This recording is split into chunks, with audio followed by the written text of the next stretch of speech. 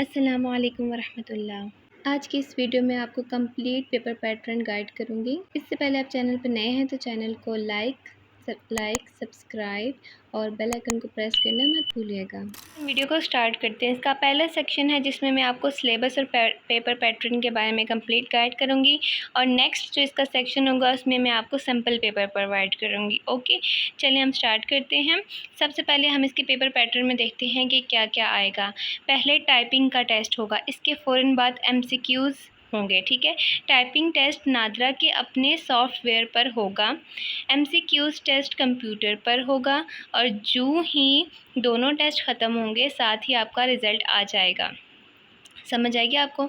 आप वहाँ पे जाएंगे, वॉक इन टेस्ट है ना, आपने वहाँ पे जाना है, आपको कंप्यूटर प्रोवाइड कर दिया जाएगा नादरा के अपने सॉफ्टवेयर पर, आपका टाइपिंग टेस्ट होगा। उसके बाद वहीं पे ही जब आप टाइपिंग टेस्ट कंप्लीट कर लेंगे, पास हो जाएंगे, देन आपको साथ ही आपका MCQs टेस्ट मिल जाएगा। ठीक है, और वो क्लियर करते ही आपको पता चल जाएगा कि आप पास हैं कि फ़ेल हैं।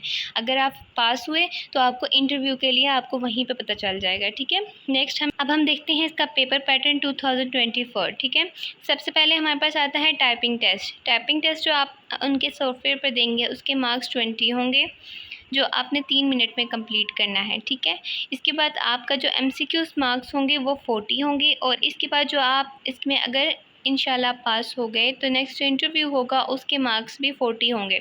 Total time of typing test 3 minutes में आपने टाइपिंग कंप्लीट करनी है और आपका जो MCQs है वो आपने 17 मिनट्स में कंप्लीट करना है। टोटल MCQ मार्क्स आपको बता दिए, टोटल MCQ मार्क्स आपके 40 हैं और टोटल MCQ आपके होंगे 20। ठीक है, और यहाँ पर जो टेस्ट मीडियम है हमारे पास, क्या मीडियम है, सिर्फ आपने रिटन कुछ भी नहीं करना, सारा कंप्यूटर बेस्ड है। आपने MCQs और टाइपिंग, फर्स्ट टाइपिंग होगी देन साथ ही आपका MCQ स्टार्ट हो जाएंगे। ठीक है, कंप्यूटर पर ही। अब इसका हम सिलेबस देख लेते हैं कि सिलेबस क्या है। सबसे पहले हम देखते हैं कि ये IQ से आपको क्वेश्चन करेंगे। ठीक है, 20% आपका IQ से आएगा। ठीक है, इंटेलिजेंट बेस्ड क्वेश्चंस होंगे और उसके बाद जो है सेकंड है जनरल नॉलेज में से आएंगे 20%। एरर चेकिंग जो है ना वो 20% होगी और इंग्लिश आपके पास 20%। ठीक है, तो ये हमारे पास टोटल इसका कंप्लीट सिलेबस था, पेपर पैटर्न था। अब मैं आपको इसका सेकंड पार्ट बताने लगी हूँ जिसमें मैं आपको कंप्लीट गाइड करूँगी कि आपने किस तरह से सैम्पल पेपर दिखाऊँगी कि आपका किस तरह से पेपर। ठीक है, तो मैं आपको इसका बताने जा रही हूँ कि सैम्पल पेपर किस तरह से होगा। सबसे पहले आप देखते हैं कि आपका टाइपिंग टेस्ट होगा। ठीक है, इस तरह से आपको एक पैराग्राफ दिया जाएगा इंग्लिश में जिसको आपने टाइप करना है और हाँ, आपने उस टाइम लिमिट के अंदर आपने करेक्ट वर्ड्स जो आपने हाईलाइट हो जाएंगे वहाँ पे इनकरेक्ट वर्ड्स। ठीक है, तो आपने क्या करना है, उसको फटाफट आपने करेक्ट करना है। ठीक हो गया, इसके बाद नेक्स्ट आप देख लेते हैं हमारे पास IQ से किस तरह के क्वेश्चंस आएंगे। ठीक है, जैसे कि यहाँ पे देखो एक क्वेश्चन आया है IQ से, ये जैसे प्रोबेबिलिटी के क्वेश्चंस नहीं होते उस तरह का कि अ bag contain 3 red marbles, 2 green marbles and 5 blue marbles. If a marble is selected at random, what is the probability that it is blue? कि इसकी क्या प्रोबेबिलिटी है कि ये ब्लू होगा। ठीक है, इसका करेक्ट आंसर है 1/2।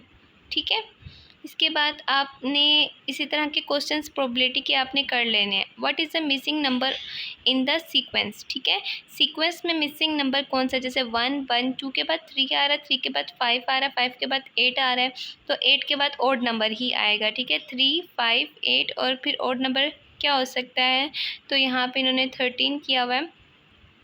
ठीक है, तो आपने इस तरह के प्रोबेबिलिटी के और सीक्वेंस के क्वेश्चंस देख लेने हैं, या आपके IQ चेक करने के लिए ये वाले क्वेश्चंस आएंगे।